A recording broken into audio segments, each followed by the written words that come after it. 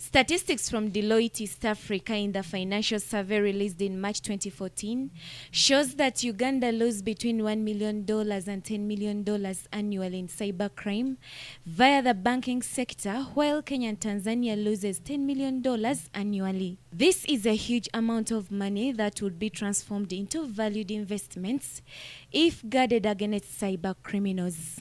This crime finds haven within the banking systems, taking advantage of the laxity with which banks take to update technological applications. The Central Bank and the National Information Technology Authority Uganda, therefore, have a challenge to improve on the sensitization and awareness initiatives within the commercial bank authorities to protect against cybercrime. So the rate of cybercrime in East Africa, it's huge. However, these increase risk for customers, and therefore we need to protect them. The risks are many, and we need to make sure that we mitigate those risks. The commercial bank system in Uganda is built on confidentiality and secrecy to win credible and good clientele, but according to the central bank, these are the very reasons cybercrimes thrive with little caution. The fact that a client has a right to secrecy, it's imperative that commercial banks adopt systems that put into consideration security-related threats as well.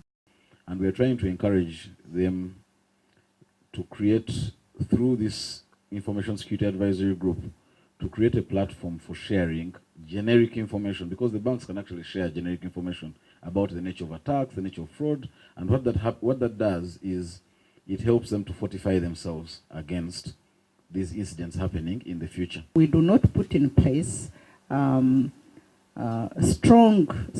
monitoring frameworks.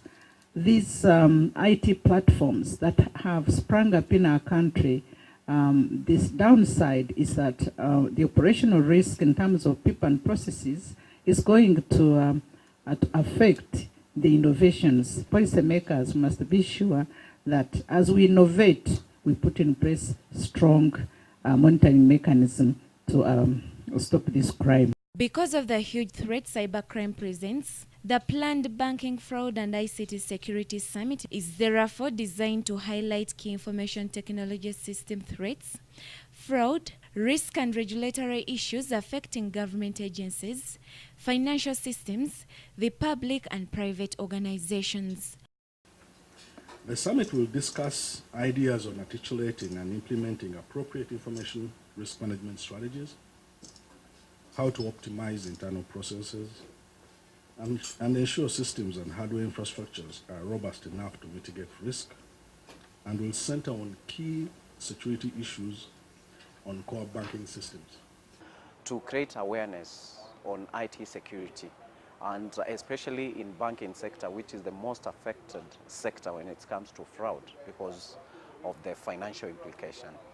The other thing also is because of information assets that government entities have, big organizations have, because it's very crucial for people to understand what are the implications of weak information technology infrastructure or systems.